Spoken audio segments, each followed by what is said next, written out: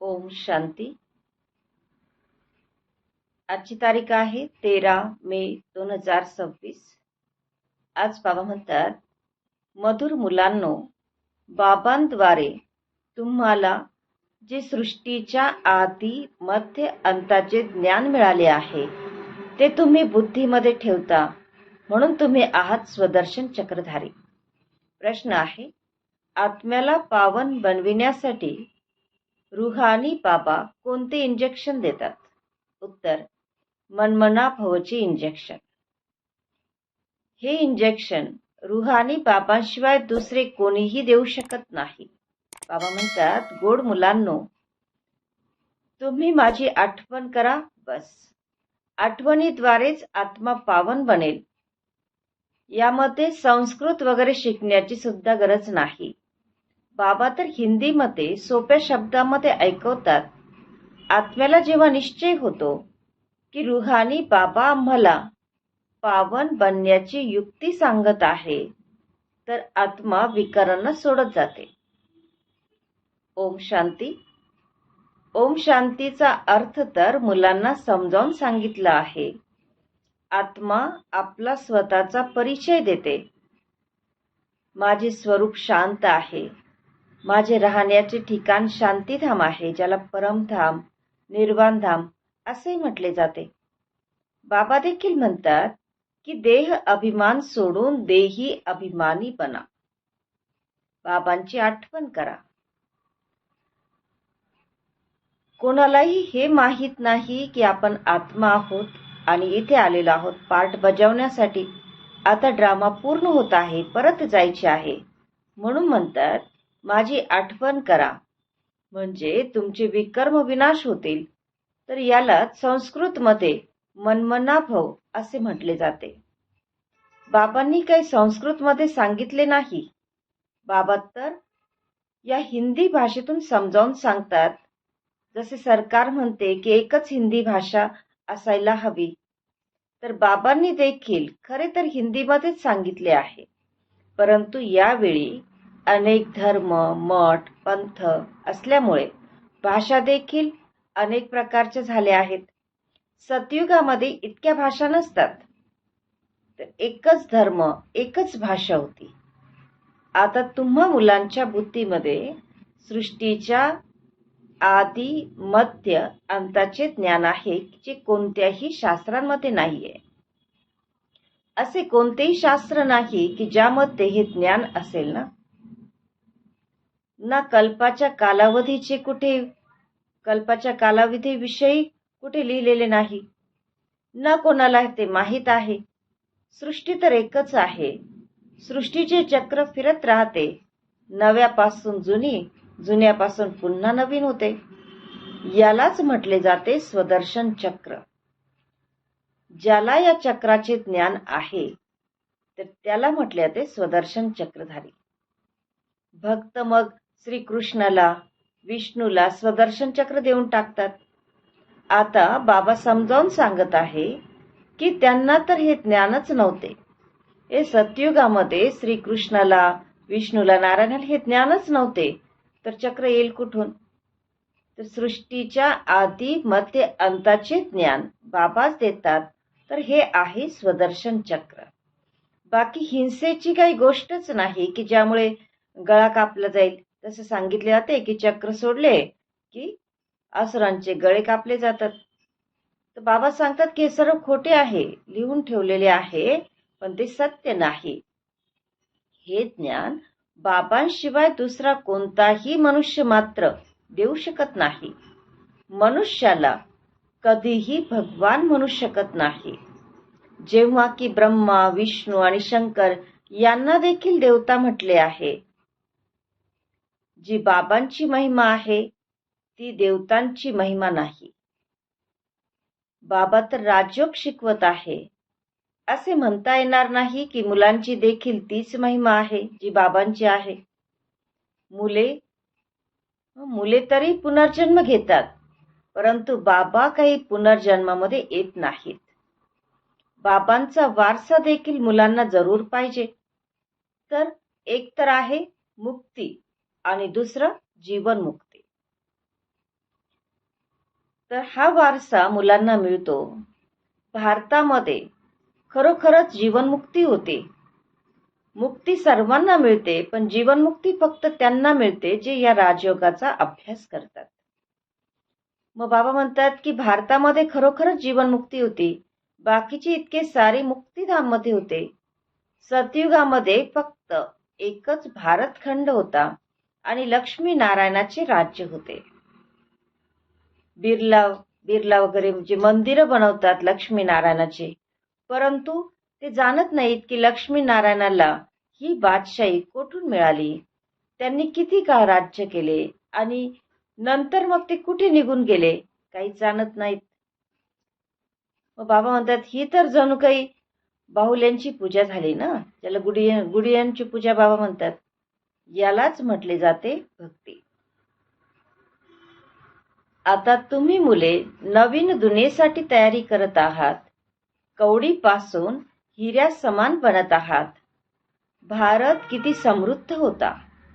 दुसरा कोणताही धर्म नव्हता आणि आता तर अनेक धर्म आहेत. तर आता दयाळू बाबांची आठवण करतात, कारण दुःखी बनलेत. भारत सुखधाम होता हे विसरले आहेत. आता तर भारताची काय अवस्था झाली आहे. नाहीतर भारत स्वर्ग होता. बाबांचे जन्मस्थान आहे ना, तर ड्रामानुसार बाबांनाच दया येते. बाबाच येऊन भारताची कहाणी समजावून सांगतात. भारताची कहाणी अर्थात या दुनियेची कहाणी, यालाच सत्यनारायणाची कथा म्हटले जाते. बाबाच बसून समजावून सांगत आहेत. पूर्ण 5,000 वर्षांपूर्वी भारतामध्ये लक्ष्मी नारायणाचे राज्य होते, ज्यांची चित्रे देखील आहेत. परंतु त्यांना हे राज्य कसे मिळाले?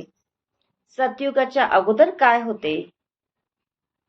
सतयुगाच्या अगोदर होते संगमयुग, आणि मग संगमयुगाच्या पूर्वी काय होते? कलयुग. आणि आता हे आहे संगमयुग, ज्यामध्ये बाबांना यावे लागते. मग बाबा म्हणतात की माझ्याविषयी म्हटले आहे की सर्वव्यापी आहे, ते युगे युगे येतात. त्यामुळे माणसे स्वतःच गोंधळून गेलेली आहेत. संगम युगाला फक्त तुम्हीच जाणता. तुम्ही कोण आहात? तर बोर्डवर लिहिलेले देखील आहे, प्रजापिता ब्रह्मा कुमारी. प्रजापिता ब्रह्मा कुमार कुमारी. तर ब्रह्माचा पिता कोण? सर्वश्रेष्ठ शिव. तर बाबा म्हणतात मी यांच्या म्हणजे ब्रह्माच्या अनेक जन्मांतील अंतिम जन्माच्या अंतामध्ये प्रवेश करतो. तर हे ब्रह्मा बाबा माझे बनतात, संन्यास धारण करतात. आता संन्यास कशाचा? 5 विकारांचा. घरदार सोडण्याची गरज नाहीये. गृहस्थ व्यवहारामध्ये राहून पवित्र राहायचे आहे. मामेकम आठवण करा, म्हणजे मज एकाची आठवण करा, म्हणजे तुमची विकर्म विनाश होतील. हाच योग आहे की ज्याद्वारे भेसळ निघून जाते आणि तुम्ही सतोप्रधान बनता. भक्तीमध्ये तर भले किती गंगा स्नान करा, यज्ञ जप तप इत्यादी करा, परंतु खाली उतरणे निश्चित आहे, म्हणजे अधोगती होणारच आहे. सतोप्रधान होता, आता तमोप्रधान आहात. मग पुन्हा सतोप्रधान कसे बनायचे? तर बाबांशिवाय कोणीही मार्ग सांगू शकणार नाही. बाबा तर अगदी सोप्या पद्धतीने सांगतात की मज एकाची आठवण करा. बाबा म्हणतात मी तुम्हाला पतितांपासून पावन बनवले होते, श्रीकृष्णाने नाही. श्रीकृष्ण तर नंबर 1 पावन होता. त्याला देखील म्हणतात श्याम सुंदर. श्रीकृष्णाची आत्मा पुनर्जन्म घेत घेत आता श्याम अर्थात सावळी बनली आहे. कामचितेवर बसून पतित अर्थात काळे बनले आहेत. जगत अंबेला काळी का दाखवतात? तर हे कोणीच जाणत नाहीत. जसे श्रीकृष्णाला सावळे दाखवले आहे, तसेच जगदंबेला सुद्धा सावळे दाखवतात. आता तुम्ही सावळे आहात, मग सुंदर बनतात. म्हणजे आता पतित आहात, मग पावन बनतात. तुम्ही समजावून सांगू शकता की भारत खूप सुंदर होता. सुंदरता पाहायची असेल तर अजमेरमध्ये सोन्याची द्वारका पहा. स्वर्गामध्ये सोन्याचे हिऱ्याचे महाल होते. आता तर दगडविटांचे आहेत. सर्व काही तमोप्रधान आहे. शिवबाबा जुनी दुनिया जुन्या शरीरामध्ये परमधामहून येतात. तर कोणाला हा निश्चय झाला तर तो बाबांना भेटल्याशिवाय राहू शकणार नाही. शिवबाबांचा रथ कोणता आहे ते लोक सुद्धा घोड्याला सजवतात, निशाणी म्हणून पटका ठेवतात. तो रथ होता मुहम्मदचा, ज्याने मुस्लिम धर्म स्थापन केला. भारतवासी मग नंदीला टिळा लावून मंदिरामध्ये ठेवतात. समजतात की यावर शिवबाबा स्वार झाले होते. आता नंदीवर ना शिव स्वार झाले ना शंकर स्वार झाले. अजिबात समजत नाहीत. शिव निराकार आहे तर ते स्वार कसे होतील? नंदीवर बसण्यासाठी पाय हवेत आणि शिवबाबा तर निराकार आहेत. बाबा म्हणतात नंदीवर शिव स्वार झाले ही आहे अंधश्रद्धा. अच्छा, खूप खूप वर्षांनंतर भेटलेल्या मधुर मधुर मुलांप्रती मातपिता बापदादांची स्नेहपूर्वक स्मृती आणि सुप्रभात. आत्मिक पित्याचा आत्मिक मुलांना नमस्ते आणि आम्हा आत्मिक मुलांचा आत्मिक मातपिता बापदादांना प्रेमपूर्वक स्मृती आणि सुप्रभात.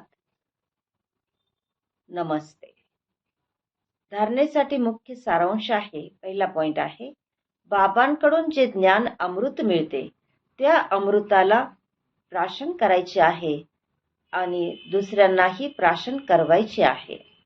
पुजारीपासून पूज्य बनण्यासाठी विकारांचा त्याग करायचा आहे.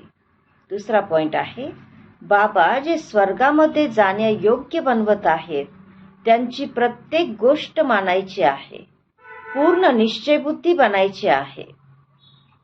वरदान आहे, अनुभवाच्या इच्छाशक्तीद्वारे मायेच्या शक्तीशी सामना करणारे अनुभवी मूर्त भव.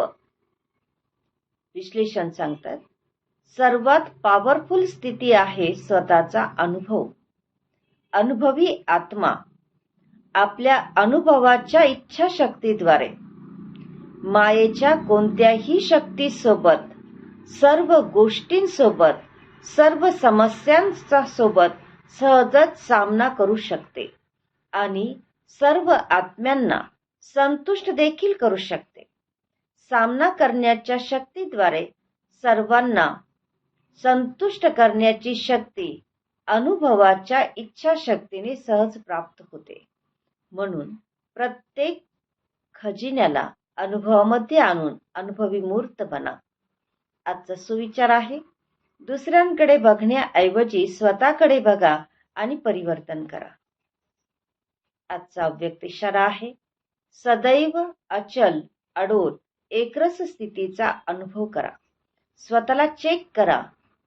प्रत्येक शक्तीचा, प्रत्येक प्राप्तीचा, प्रत्येक गुणाचा अनुभव आहे का? जर अनुभवाची अथॉरिटी असेल तर कोणतीही परिस्थिती अनुभवाच्या अथॉरिटी समोर अजिबात प्रभाव पाडू शकत नाही. अनुभवी मूर्त कधीही कोणत्याही परिस्थितीमध्ये अचल अडोल राहतात. अशांतीमध्ये येत नाहीत, कारण सर्वात मोठी अथॉरिटी अनुभव आहे. ज्यावेळी ज्या शक्तीचे आवाहन कराल ती सेकंदामध्ये सहयोगी बनेल. ओम शांती.